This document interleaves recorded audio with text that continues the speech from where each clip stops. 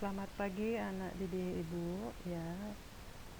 Apa kabarnya? Semoga selalu dalam keadaan sehat dan tetap semangat ya nak ya.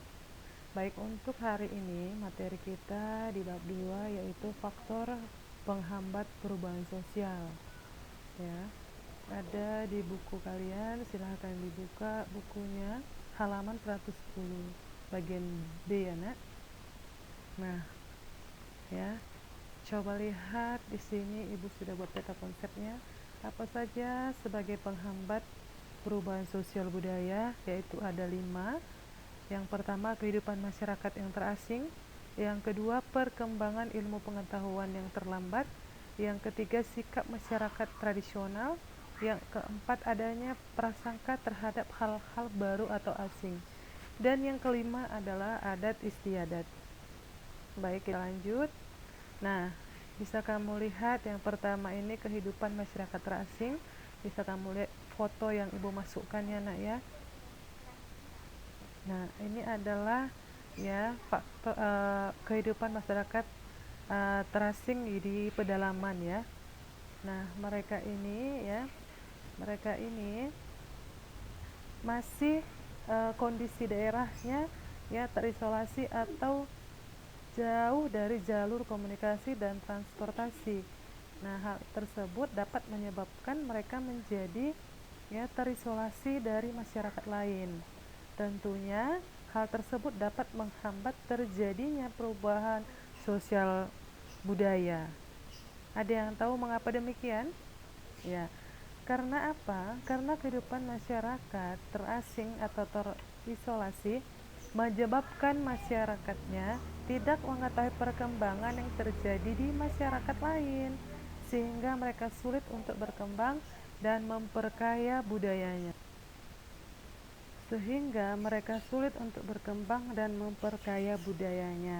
Akibatnya, perubahan sosial budaya dalam masyarakat tersebut menjadi sulit terjadi ya. Jadi ini salah satu faktor penghambat perubahan sosial budaya. Oke, yang kedua lanjut. Nah, ini dia. Ya, menyebabkan masyarakat tidak mengetahui perkembangan terjadinya pada masa lagi ya. Di sini bisa kamu baca, sudah ibu rangkum ya nak ya. Nah, yang kedua apa? Yang kedua adalah perkembangan ilmu pengetahuan yang terlambat. Nah, lihat. Jadi kalau melihat gambar ini kan harus bersyukur karena masih bisa melakukan proses belajar mengajar di gedung sekolah ya. Sudah lengkap kursi, meja yang bagus ya, ada papan tulis, ada bangunan ya, tidak seperti ini anak ya. Nah, bagaimana itu? Ketika ilmu pengetahuan berkembang dengan baik, sudah pasti masyarakat yang bersangkutan akan mengalami perubahan sosial budaya dengan cepat, ya kan?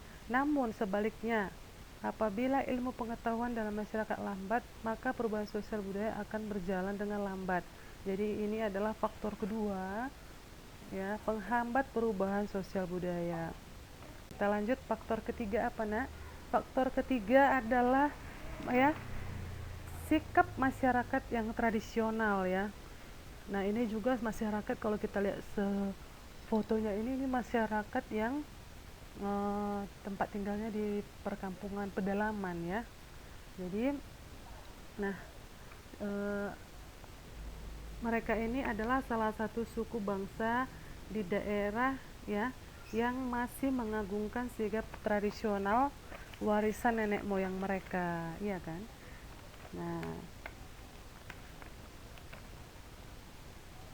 Jadi mereka ini merupakan faktor penghambat karena untuk memasukkan listrik aja pun atau teknologi kendaraan alat elektronik yang mereka gunakan ya, mereka itu sebenarnya masih enggan ya, tidak memakainya ya, karena mereka ini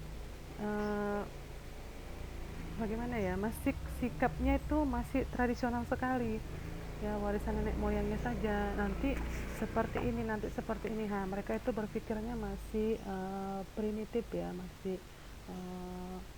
takut akan perubahan ya, takut akan perubahan yang baru ya. Ini bisa kamu baca ya, apa itu. Nah, ini dia, punya pandangan bahwa melaksanakan warisan nenek moyang yang berupa nilai hidup, norma, harapan, cita-cita, merupakan kewajiban, kebutuhan, dan kebanggaan ya.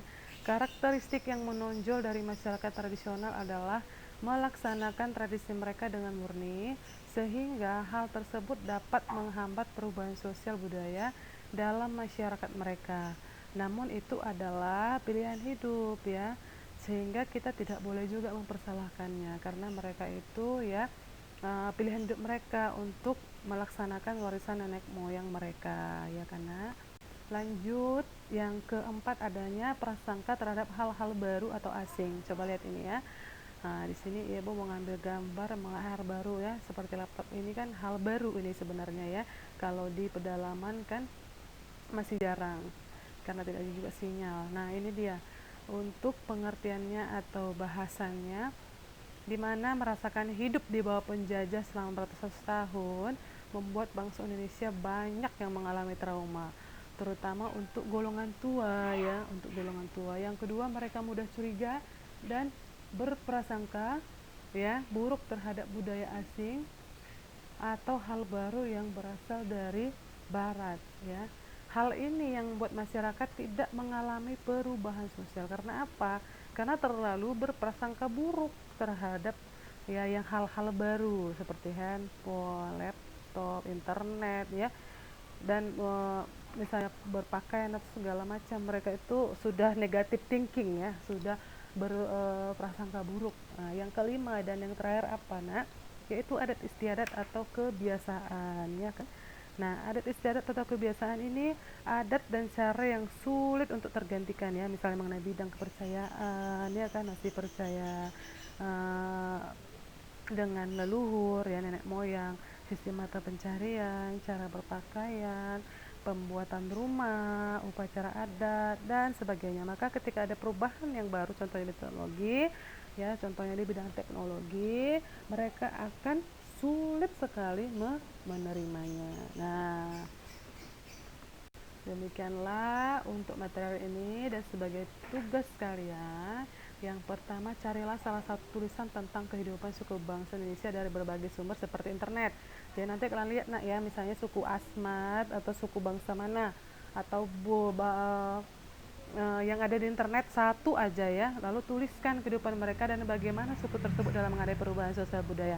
Jadi di sini kalian print dari internet tersebut ya nak ya, di print lalu tulis nama kamu, kelas, dan dikumpulkan ke sekolah. Baik ya, dikerjakan ya anak ibu, tetap semangat dan jaga kesehatan. Sekian dan terima kasih.